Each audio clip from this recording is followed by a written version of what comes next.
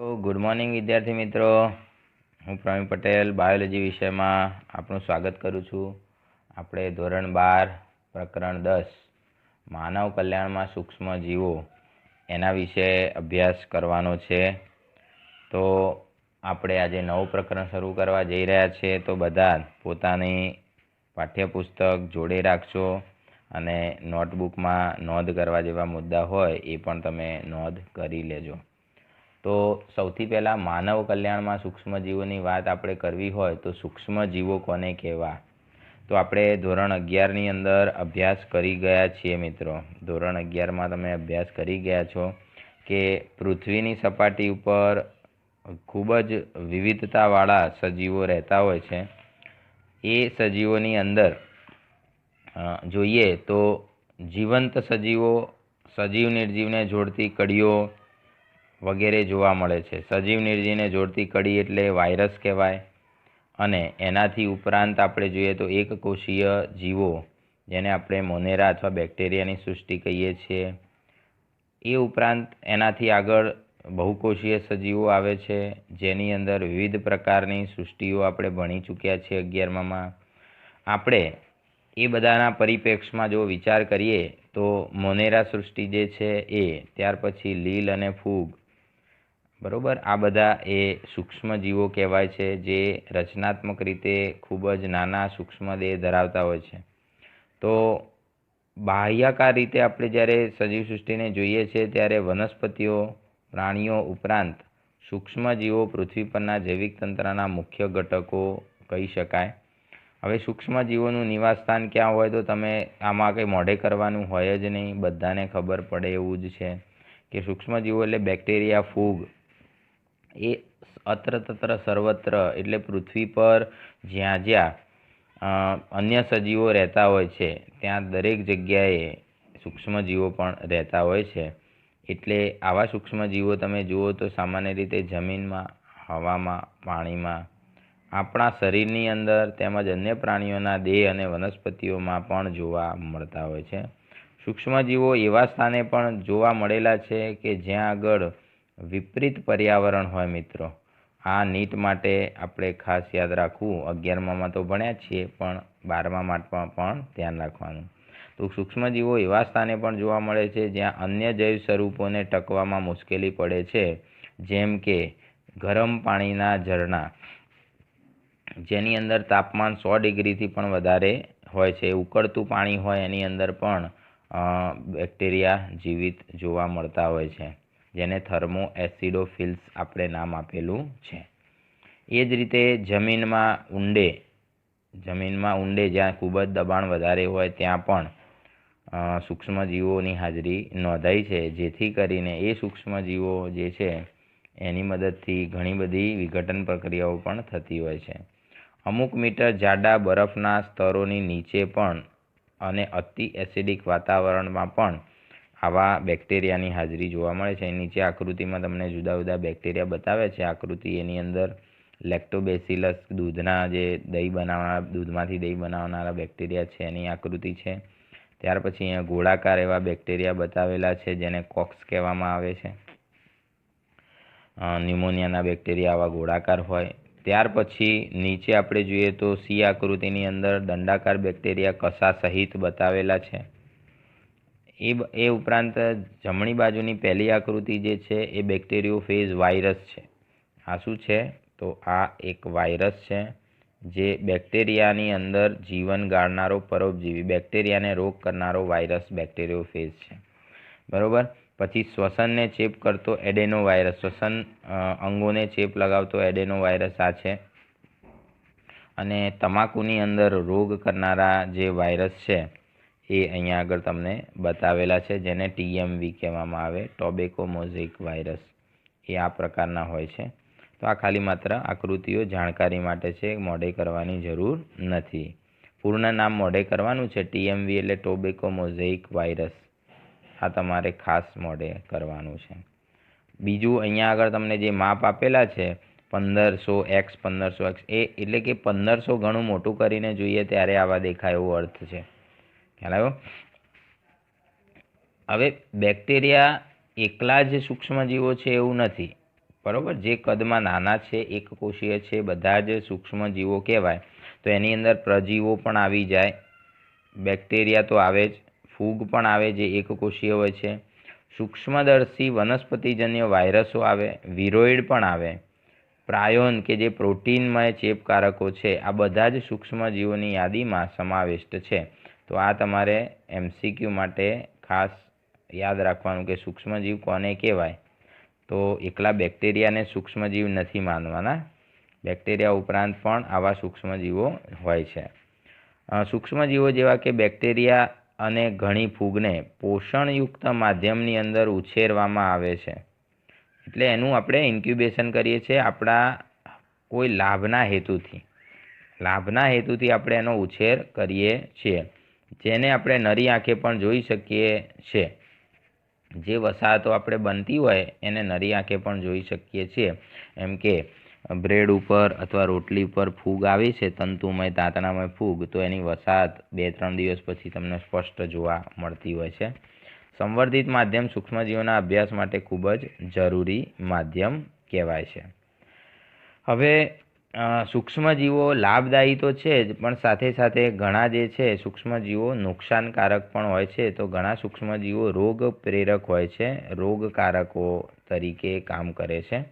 પ્રાણીઓ અને વનસ્પતિઓની અંદર રોગ પ્રેરતા હોય છે. બરાબર, એટલે રોગકારક સૂક્ષ્મજીવોની વિશે આપણે વધારે જાણીએ છીએ, પણ એવું નહીં વિચારવાનું. સૂક્ષ્મજીવો એ દરેક સજીવને બંને પાસા ફાયદો પણ કરે ને નુકસાન પણ કરે એવી રીતે વિચારવાનું છે. તો સૂક્ષ્મજીવો ફાયદો પણ કરનારા છે. તો આ પાઠની અંદર માનવ જીવનને લાભ કરનારા સૂક્ષ્મજીવો અને એ સૂક્ષ્મજીવોની કઈ કઈ પેદાશો કઈ રીતે આપણને મળે છે એનો જ અભ્યાસ કરવાનો છે મિત્રો. તો આ પ્રસ્તાવિક પ્રશ્નની અંદર આપણને એ સ્પષ્ટ ખ્યાલ આવવો જોઈએ કે બધા સૂક્ષ્મજીવો હાનિકારક હોતા નથી. કેટલાક સૂક્ષ્મજીવો મનુષ્યને ઉપયોગી પણ થતા હોય છે. આધુનિક જે ટેકનોલોજી છે, આ પ્રશ્ન તમારે નીટ માટે યાદ રાખવાનું કે સૂક્ષ્મજીવોનો લાભ આપણે કઈ રીતે લઈએ. આધુનિક બાયોટેકનોલોજી અને જેનેટિક એન્જિનિયરિંગના વ્યાપક જ્ઞાન દ્વારા સૂક્ષ્મજીવોનો ઉપયોગ આપણે વિવિધ રીતે માનવ કલ્યાણ અર્થે કર્યો છે. કઈ બે આધુનિક શાખાઓ છે? Biotechnology and genetic engineering.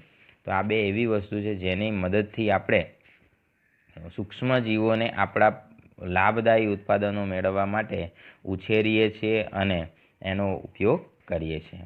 તો ખ્યાલ આવી ગયો. સૂક્ષ્મજીવો એ આ રીતે આપણા માનવ કલ્યાણ સાથે કનેક્ટ થતા હોય છે. હવે આ પ્રશ્ન આપણે ચલાવીએ છીએ, એમાંથી તમને પ્રશ્નોત્તરી કરીશું. તો બધા જ રેડી થઈ જજો.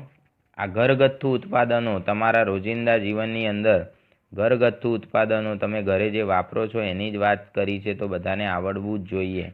તો ઘરગથ્થુ ઉત્પાદનોમાં સૂક્ષ્મજીવો કઈ રીતે ઉપયોગી છે.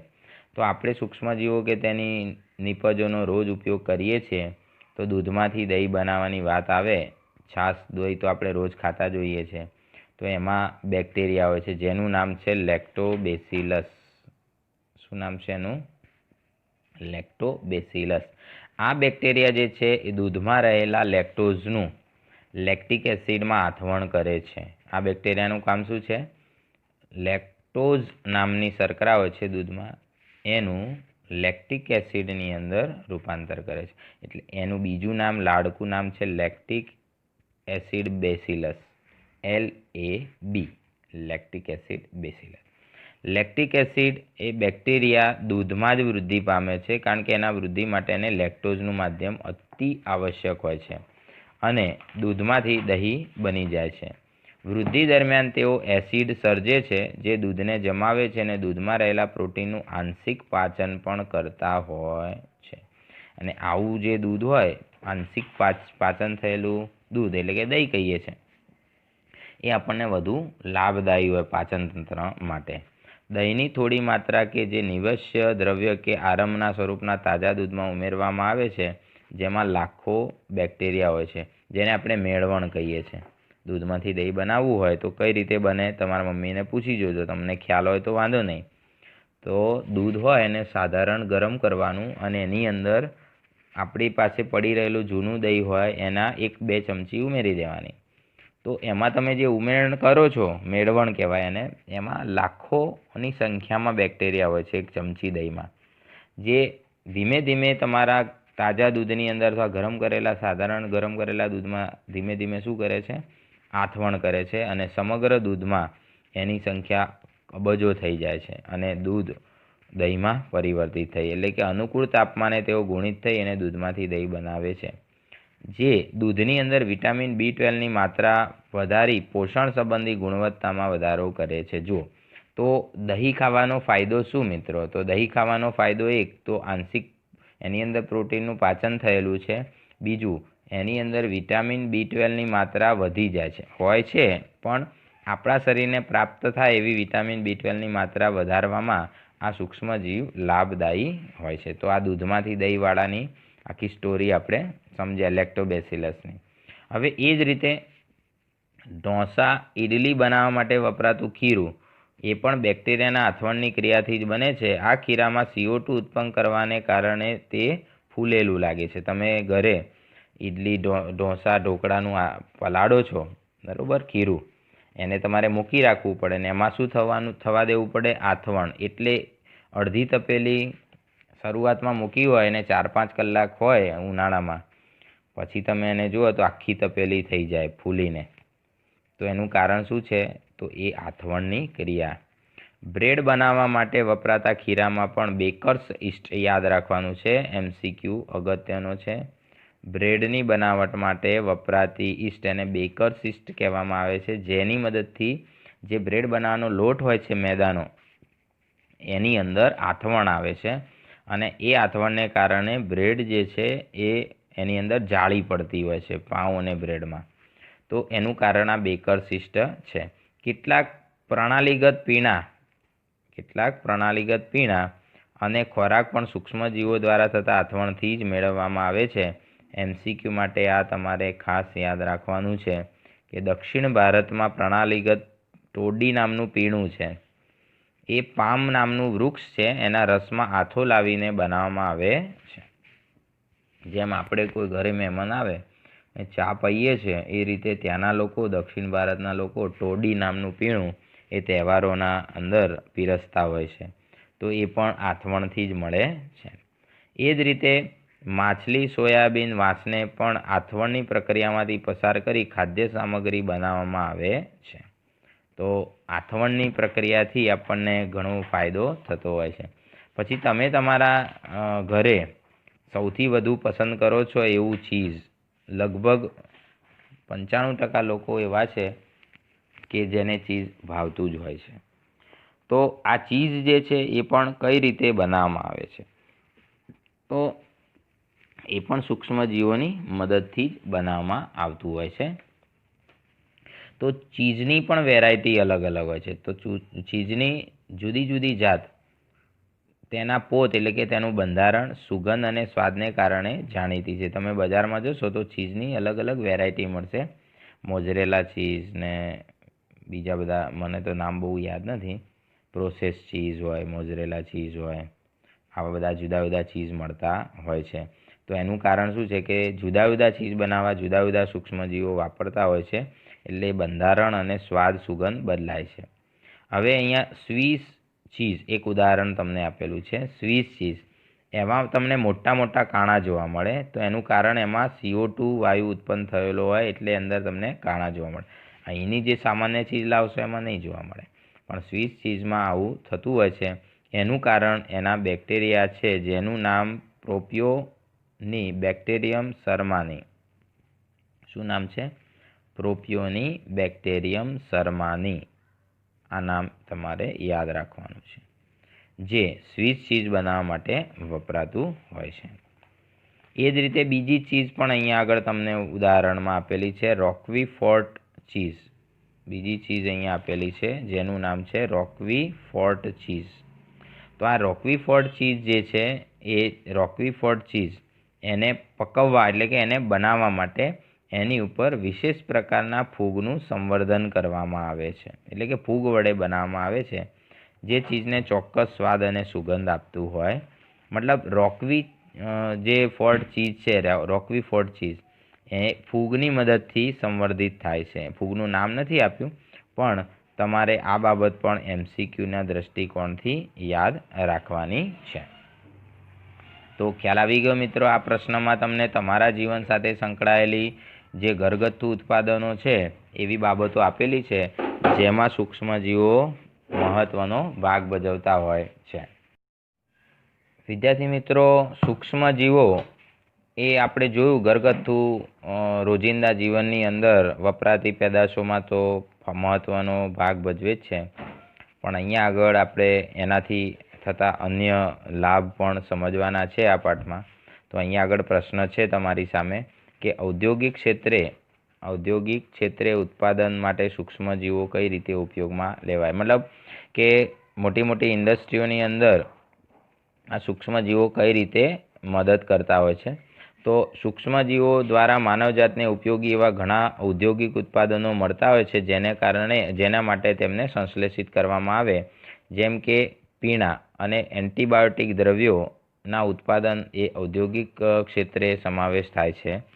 તો ઔદ્યોગિક ક્ષેત્રે ઉત્પાદન માટે સૂક્ષ્મજીવોને મોટા વાસણોમાં ઉછેરવામાં આવે, જેને આથવણ કારકો કહેવાય. એ નીચે તમને આકૃતિ બતાવેલી છે. એ આકૃતિમાં તમે જોઈ શકો છો કે ઇન્ડસ્ટ્રીની અંદર આવા મોટા મોટા પાત્રો હોય છે, જેની અંદર એને ઉછેરવામાં આવે છે. હવે ઔદ્યોગિક ક્ષેત્રે બે બાબતો છે. એક તો પીણા, એટલે કે જુદા જુદા પ્રકારના શરાબી પીણા જનરલી આમ તો વિચારીએ એમાં જ એનો ઉપયોગ થતો હોય, અને બીજું છે એન્ટીબાયોટિક ઉત્પાદન. તો એના વિશે આપણે જોઈએ. તો પહેલું જે છે એ આથવણયુક્ત પીણા. તો જૂના આદિકાળથી જ, પ્રાચીન કાળથી જ લોકો વાઇન, બિયર, વિસ્કી, બ્રાન્ડી અને રમ જેવા શરાબી પીણા, આ પીણા જે છે એ નશાકારક છે, જે ઈસ્ટની મદદથી ઉત્પાદિત કરવામાં આવે છે. આ જ હેતુ માટે વપરાતી ઈસ્ટ, હવે ઈસ્ટનું નામ તમને ફરજિયાત આવડવું જોઈએ. સેકેરોમાઇસીસ સેરેવિસ બ્રેડ બનાવવા માટે ઉપયોગી છે. મતલબ શું થયો કે જે ઈસ્ટ આ શરાબી પીણા માટે વપરાય છે એ જ ઈસ્ટ સેકેરોમાઇસીસ સેરેવિસ એનું નામ છે, અને આ જે છે એ બ્રેડ બનાવવા માટે પણ વપરાય છે. આ પ્રકારની ઈસ્ટ એને બેવર્સ ઈસ્ટ કહેવાય. યાદ રાખવાનું કે શરાબી પીણા બનાવવા માટે વપરાતી ઈસ્ટ એને કહેવામાં આવે બેવર્સ ઈસ્ટ, બરોબર. અને એનું નામ છે સેકેરોમાઇસીસ સેરેવિસ. તો આ ઈસ્ટ જે છે એની મદદથી અનાજ અને ફળોના રસમાં ઇથેનોલનું ઉત્પાદન થતું હોય છે. તેને અનાજ અને ફળોના રસમાં નાખી અને ઉછેરવામાં આવે તો અનાજ અને ફળોની અંદર રહેલા દ્રવ્યોનું વિઘટન કરી આથવણ કરી ઇથેનોલ પેદા કરે છે. આથવણ માટે કાચા માલને પ્રકાર અને પ્રક્રિયાનો પ્રકારને આધારે વિવિધ આલ્કોહોલિક પીણા બનાવવામાં આવે છે.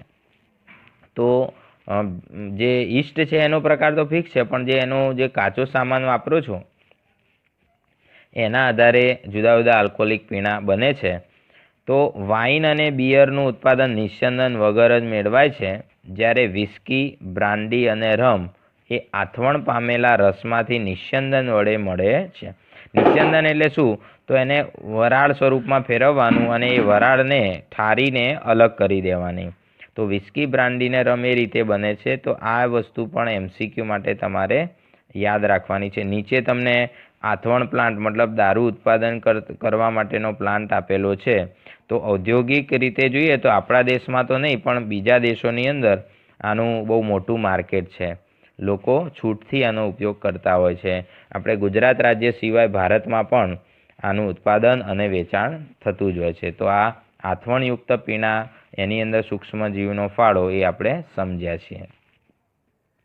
હવે આગળનું જોઈએ તો એન્ટીબાયોટિક ક્ષેત્રે, આ પણ ઔદ્યોગિક ક્ષેત્રનો બીજો એક મુદ્દો છે, જેમાં ઉદ્યોગોમાં વધારે એન્ટીબાયોટિક ઉત્પાદન માટે સૂક્ષ્મજીવોનો ફાળો બહુ અગત્યનો છે.